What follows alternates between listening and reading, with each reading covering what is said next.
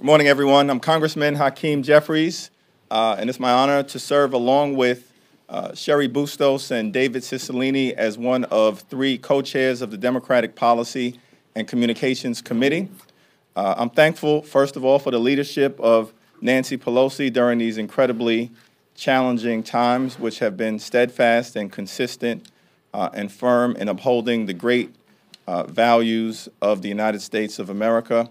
I'm also thankful for the presence of Congresswoman Betty McCollum, who has introduced an incredibly important piece of legislation for our veterans and for the men and women who serve in our military. I'm also incredibly thankful for the presence of four individuals who served this country with distinction as individuals who worked in the armed forces and now serve this country with distinction as individuals in the United States Congress, who we will hear from shortly. This is day 3 of a government shutdown encouraged and inspired by Donald Trump and his co-conspirators in the Republican-led Congress. It's unfortunate for the American people that Republicans do two things well: cut taxes for millionaires and billionaires and shut down government. It was Republicans who shut down government twice in 1995. Republicans who shut down government once in 1996. Republicans who shut down government for 16 days in October of 2013. Last year, it was the Republican president, Donald Trump, who said, what this country needs is a good shutdown. And this year, the Republican-controlled Congress obliged. Now, the Republicans control the House, the Senate, and the presidency. It is their responsibility to pass a budget and enact a responsible spending bill that keeps the lights on, government functioning, and America moving forward. They have failed in that basic responsibility. Now, Democrats stand ready, willing, and able to work with our colleagues on the other side of the aisle to reopen government and to keep the country moving forward. But we need partners who are willing to work with us in a responsible fashion. And it's important to simply note that governing by continuing resolution is irresponsible for our country, irresponsible for our economy, and irresponsible for the military. That's not just the House Democratic position. That is the position of Donald Trump's Defense Secretary, General Mattis, who testified before Congress and when asked about operating the world's greatest military by continuing resolution, said, and I quote, "It just creates unpredictability. It makes us rigid. We cannot deal with new and revealing threats. We know our enemies are not standing still, so it's about as unwise as can be." Other high-ranking members of the military have made similar points over and over and over again. So as we are in the midst of the chaos, crisis, and confusion that has been the Trump presidency since day one, it seems to us that at minimum, we can put the men and women of the armed forces and the veterans who have served this nation above partisan politics and make sure they can continue to be paid and can continue to get the services that they have earned and deserve to continue to live out their lives with grace and dignity. That's why the legislation that Congresswoman McCollum has introduced is so important. And so it's now my honor and privilege to yield to someone who has been an incredible champion for the military, an incredible champion for veterans, a senior member of the Appropriations Committee, and the author of this important piece of legislation, Congresswoman Betty McCollum. Thank you. Thank you, Mr. Jeffries. As was pointed out, I serve on appropriations, and I serve on the Defense Appropriations Subcommittee. So I, too, hear directly from our military leaders on a regular basis about the damaging effects of operating under these short-term continuing resolutions and the effects that they particularly have on our military. And as was pointed out, that's the reason why we're in this shutdown, because Republicans in Congress and President Trump haven't worked in good faith on a long-term budget agreement for our national security and for our domestic priorities. They wasted an entire year on their disastrous Trump care. They took health care away from millions of Americans, and then they worked on their tax scam, a giveaway to billionaires. That was a Republican priority, not funding our government. And now, President Trump has acknowledged himself that our active duty military will be among the millions of federal employees who will be working without pay. I grew up in a military family, and I understand the sacrifices our service members and their families make while they're deployed and then when they return home. And it doesn't matter if you're a Democrat or if you're a Republican. I believe we can all agree that it's wrong to ask our servicemen and women in uniform to put their lives on the line without pay. And that's why I introduced the Pay Our Military Act of 2018. The bill provides both pay and death benefits for our service members during this government shutdown. It includes pay and support for the Army, Navy, Marines, Air Force, and Coast Guard. And should one of our servicemen or women make the ultimate sacrifice during this shutdown, this bill ensures that our military families will be taken care of promptly by our country. And I believe that's the least we can do. That's also what we've done in the past. In 2013, Democrats and Republicans came together to pass similar legislation unanimously in 2013. But unfortunately, when I offered a motion to bring this bill up on Saturday, Republicans defeated it on a party line vote. In the Senate, Leader McConnell prevented Senator McCaskill from offering the same bill. She was even prevented from offering it. And today we are entering the first week of the Trump shutdown, and we are beginning to feel the real effects that this Republican-inflicted shutdown will have on the American people. It's time for President Trump and Republicans to end the chaos, work in good faith on an agreement that provides long-term budget certainty and addresses our urgent needs. And I hope Republicans will do that. But even if they won't, they shouldn't be stopping us from being able to ensure that our men and women in the uniform, active duty, and I would add reservists and the National Guard, not be punished for their failure to govern responsibly. So let's pay our troops.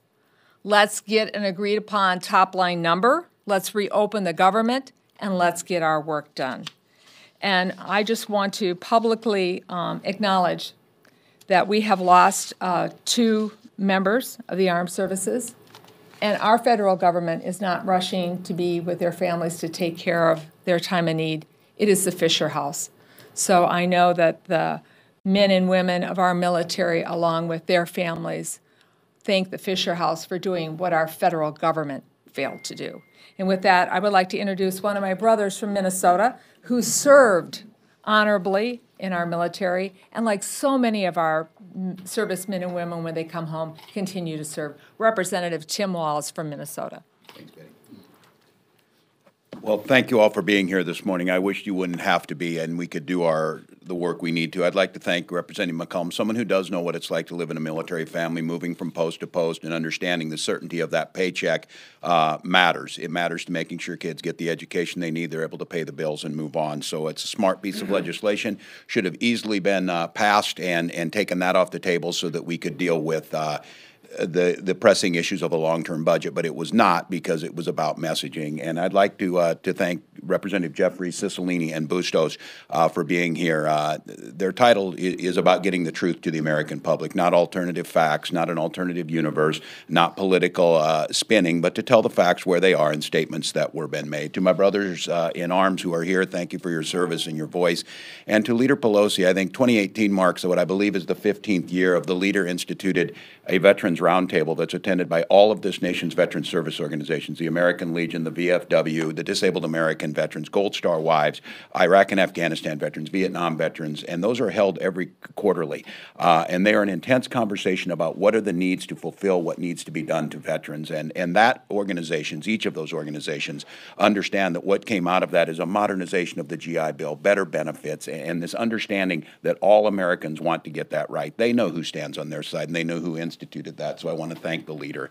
Having served 24 years in the military, I also have what I consider to be the responsibility of, I retired as a command sergeant major, the highest-ranking enlisted personnel to ever serve in the United States Congress. And for those folks who are here, they understand that the role of the sergeant major is to ensure the well-being of those service members and their families. Nothing is more important than that. That is the role that you carry out. And during this time, these are folks that are downrange. Their families are here. They're serving us in combat zones. They're serving us in locations rearward, but providing for that mission. And this certainty matters to them. They have mortgages. They have kids that need to pay tuition. They have groceries that need to be purchased. And one of the things that has always been sacred, and it's proven true with what the leader did and what my Republican colleagues have done, we did not make the military and our veterans a political issue. And I'm just going to assume that the horrific statements made in front of our soldiers as a backdrop by the Vice President were made out of ignorance of someone who never served a day in uniform, and choose to cross that line of politicizing what is not a political issue, of choosing to throw our service members into the middle of a fight that is not theirs, and the idea that there would somehow be a lack of commitment by those service members who are standing behind him. Many of them may consider themselves veterans, but they were professional enough to understand you don't cross that veil into the Hatch Act violation of politicizing an event with the military.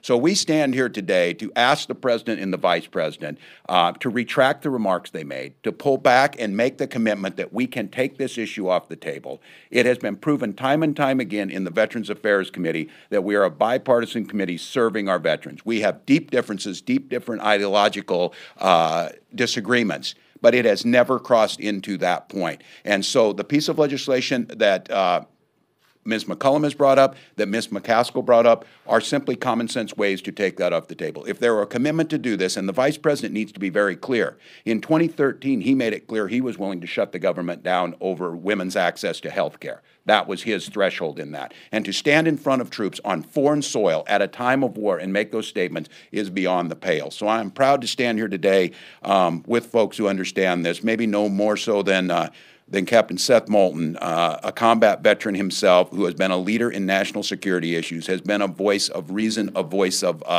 understanding, and a voice of bipartisanship on the security of this nation and the care of our warriors, should never be thrust into the middle of a political fight like it was. So it's my pleasure to introduce to you Congressman from Massachusetts, Seth Moulton.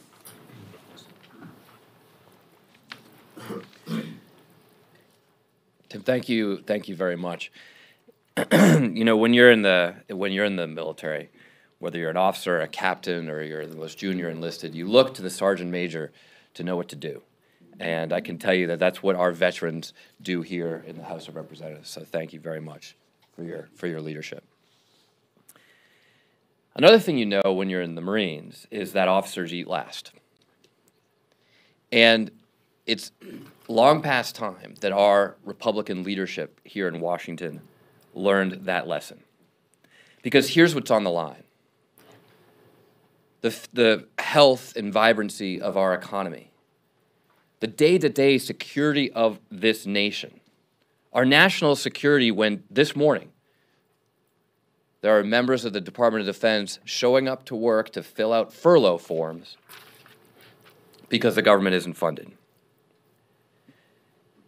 And on top of that, we're talking about taking care of our kids, providing them basic medical care, and giving dreamers a chance at the American dream, something that 9 out of 10 Americans believe they should have. There's no reason why you can't do all of these things. That's basic government functioning. And yet Republicans are telling us that we have to choose. Choose between these kids or those kids. Choose between paying our troops or getting basic health care for our children. It's reprehensible that Republican leaders in Congress have refused to even allow a vote on continuing to pay our military. And there will be far-reaching and detrimental consequences to continuing to budget crisis to crisis. Our troops deserve better. Our children deserve better. And the American people deserve better than this utter lack of leadership. One of the other things you learned in the military is that leaders are responsible. They take responsibility. And right now in Washington, it's Republicans who are driving the bus.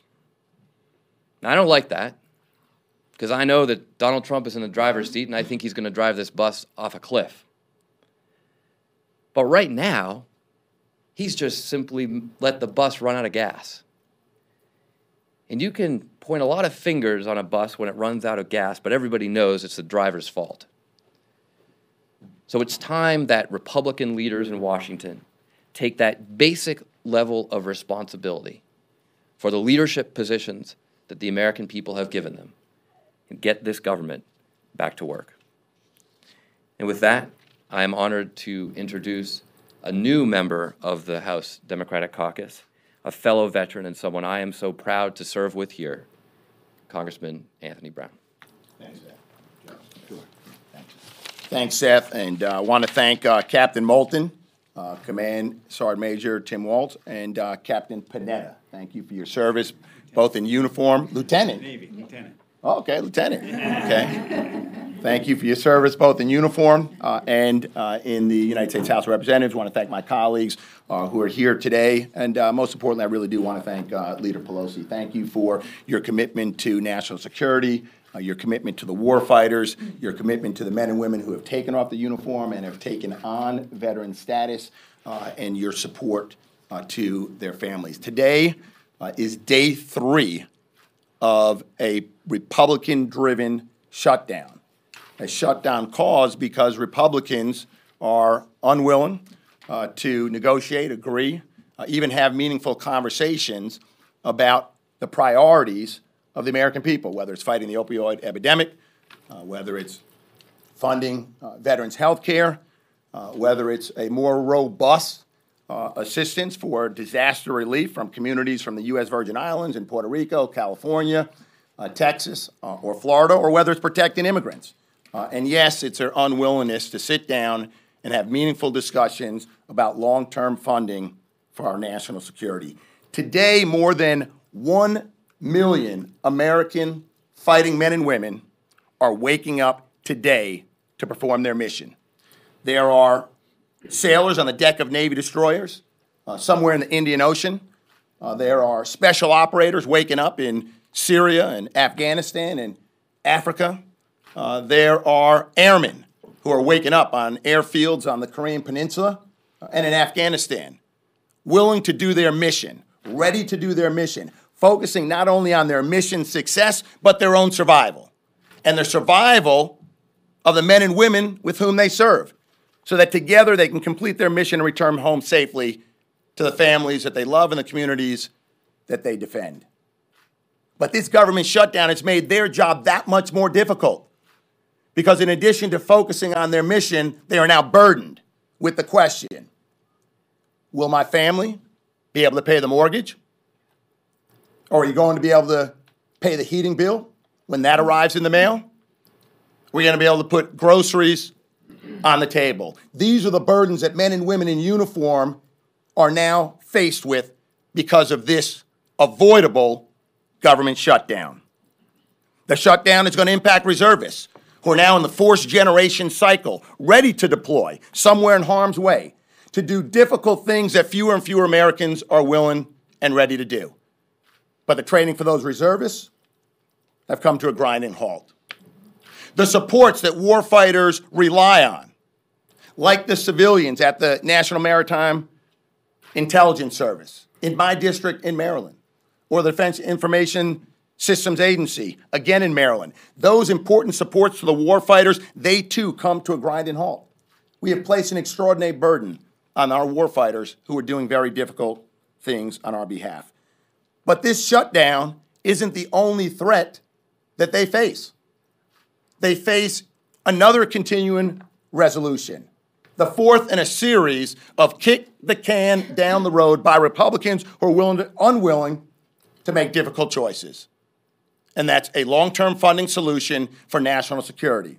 And when we talk about funding national security, it's not just military spending. It's that non-military defense, non-military spending that goes to the Department of State for diplomacy, USAID for development, because as General Mattis reminds us over and over again, he's written about it, he's spoken about it. The fewer dollars you put in State Department means the more dollars you have to put into bullets and ammunition. We want to fund our military, but not because we're tying our diplomats and our developers with one hand behind their back. So there's another threat that they face, and that's a continuing resolution. Pilots can't fly. Naval vessels that need repair won't be repaired in a time when the Navy is asking for more vessels. The inability to fund the next generation defense system, those are the systems that protect us in outer space and in cyberspace. Those are the systems that allow our warfighters to communicate on the battlefield, to defend, and to do the things that they need to do. In this ever-evolving technological battlefield, we can't hamstring our warfighter with a continuing resolution that inhibits us from improving and modernizing our force. General Mattis, Secretary Mattis stated, you've heard it said earlier today, that the greatest threat that our servicemen and women face in the field is not the threat of North Korea, it's not the threat of ISIS and other extremist groups, it's not the threat of an aggressive Russia, it's a continuing resolution. So now's the time for Republicans to join Democrats to agree to a long-term funding measure for national security, because the CR is not enough. And it's with that, I turn the microphone, the podium back over to Mr. Jeffries. Thank you, Congressman Brown. And before I turn the program over to our distinguished leader, let me just acknowledge the presence again formally of Congressman Jimmy Panetta, who served this nation ably in the armed forces and now is serving a congressional district in the great state of California. I also want to acknowledge the presence of Sheila Jackson Lee, who serves on the Homeland Security Committee. And now it's my honor and privilege to turn it over for closing remarks and to open us up. Just go to the questions. For questioning, okay. Okay, Jimmy said he's going to take all the different. Questions? What do you guys think about the deal that's being talked about in the Senate, February 8th CR, and then move to an immigration bill over there, especially considering Ryan has seemingly refused to give any guarantee that they would bring that bill or any other bill up over here? Well, thank you. I'm going to bring it back to the subject that brings us here as I answer your question. First of all, let me say how proud I am of all of our members, or others who have served in the military as well. And we all take an oath to protect and defend. That first responsibility we have is to protect the American people. I think everyone in the Congress has that as the highest priority. The fact, though, is that we have this challenge on the budget that is holding up some of that money to protect and defend. We support the initiatives that the Republicans have put forth for increasing our defense spending. What is the mission? What are your needs? We want to be there. So there isn't any question about that.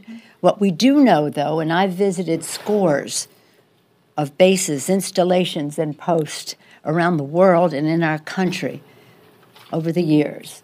And many times when I go to the theater of war, the military will say to me, among the questions we'll receive, but always one question, what's going to happen when I go home? And as you know, the mantra of the military, on the battlefield, we leave no soldier behind. And when they come home, we say, we leave no veteran behind. And part of the debate right now is, while we support the defense investments, we also need to have the domestic investments, some of which, Colonel, oh my gosh. Colonel Brown mentioned, and that is veterans. You know, in our domestic budget, we have what the Colonel mentioned. We have Department of State, Department of Homeland Security, Department anti-terrorism activities of the Justice Department. We have, did I say the State Department already? And Veterans Affairs. So what we're asking for is the parity that is required under the budget agreement for increase in defense, increase in domestic, recognizing that 1/3 of the domestic budget is a security function. But in addition to that, there are many other needs that our veterans need when they come home in terms of education and the rest that we have promised that we see as important and to the strength of our country. Our military might, certainly a definition of our strength, the health, education, and well-being of American people, essential to that strength. So this is what this is about, that the fact that, you know, in some governments, if you don't pass a budget, the government falls. There is no reason why we could not have come together and said, these are the pillars of discussion, whether it's parity, pay-fors, dreamers, order.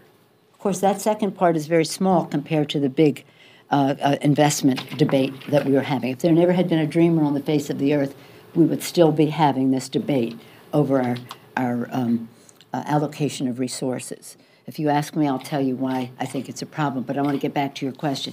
I don't see that there's any reason for, I'm speaking personally and hearing from my members, to support what was put forth. As I said, we have a plan. We said, let's put on the table what it is that we need to address, and not only put it on the table, but promise to put it on the floor for a vote. And now let's assign our appropriators the task of getting the bills written in the period of time.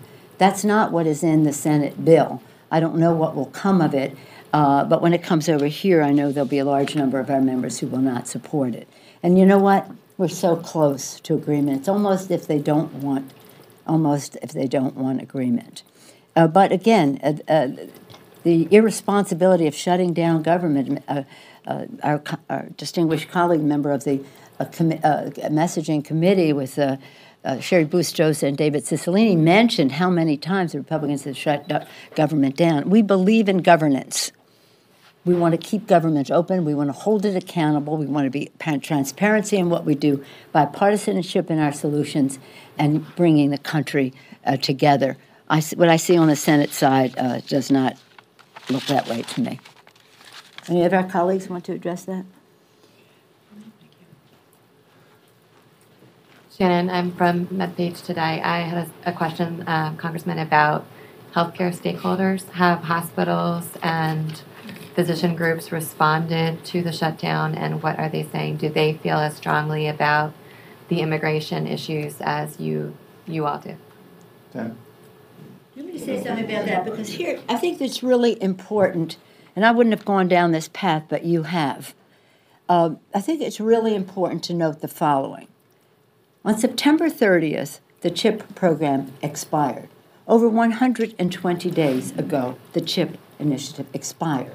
In the meantime, in the course of that time, the Republicans put a bill on the floor for CHIP that paid for it by taking money from other children's health initiatives, inoculations, lead poisoning, those kinds of things. Why should the children be paying for their children's health insurance program? We didn't even let corporations pay for anything when they got $1 trillion-something tax rate. But anyway, taking it back to that. So all of a sudden, the Senate has decided CHIP, and they have on one of their split screen things, CHIP expires today. No, expired 120 days ago, and you didn't do anything about it. But you still aren't doing anything about it if you do CHIP and you don't do the full package, which is primary care doc medical education to care for these children, community health centers, which service 27 million Americans for their health care, including many of those, mostly all of those CHIP kids. So this thing that they put out there as you're going to shut down government by not voting for CHIP, no, you're shutting down government. But reminding, they never even had 50 votes on their own side to keep government open when they talk about 60 votes. They didn't even have 50 votes on their own side. And so, so when you talk about this, it's as if they decided, we know how we're going to shut down government. We're going to make them look like they're voting against children. And at the same time, they have in their split screen this number of people on kids on CHIP, this number of kids on DACA. The Democrats have chosen a lower number, those. This is not a Sophie's Choice. We are not a Sophie's Choice nation. We can keep our kids and healthy and safe, and we don't have to choose among them. And that is what they did in a very disingenuous way on that CHIP bill. Mm-hmm. But many of the groups and organizations that you have mentioned have been those who have joined with us in fighting their attempts to repeal the Affordable Care Act, and I think they have a very good idea as to who has their back on all of this. Have they reached out to you, though? Have they said anything? Well, it just happened over the weekend, so we'll see what happens today. Madam Leader, Tim, would you come up with me? We come from a state in Minnesota that is feeling the impact of both the delay of the proper and timely authorization of CHIP, as well as funding for our community health centers, rural health care, and our teaching hospitals. And I've heard directly from our community health services. We're hearing from parents who are on CHIP. It's great to have insurance. Wonderful to have insurance, but what do you do with that insurance card? You need a clinic to go to. Now, Tim represents a rural area part of Minnesota. I represent the urban part of the urban core and suburban areas. And I have to tell you, I've made it very clear, and we have as Democrats, all of us in the House, that we get it, that just having an insurance card, which should have been issued to those families over 100 days ago, does that family no good if there's not a clinic to take your child to for their immunizations or their flu, or for a mother to be able to access a clinic when she's expecting.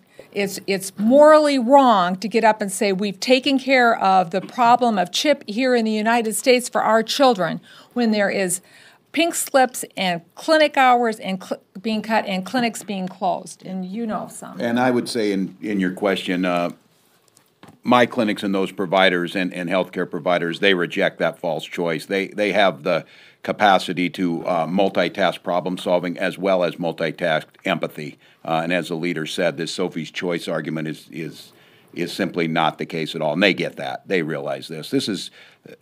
They're fighting over, again, a ridiculous continuing resolution and then trying to place blame somewhere else on our DACA and Dreamers that are there. That's not the case, and they will find out that's not where the American public's at either.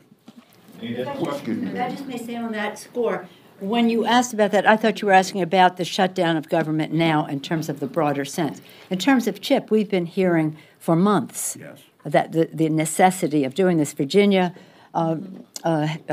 has some drastic needs right now, as do some other states. But it's almost, by February, it's over. We have to pass the and by the way, usually we've been able to do this in a very bipartisan way. The very idea that they split this off in the manner they did to go after the Dreamers is really immoral. Leader Pelosi, you said that you were so close to a deal, and understanding that right now the focus is on the Senate because they've got the bill that's coming to the floor. But are there any talks happening behind the scenes between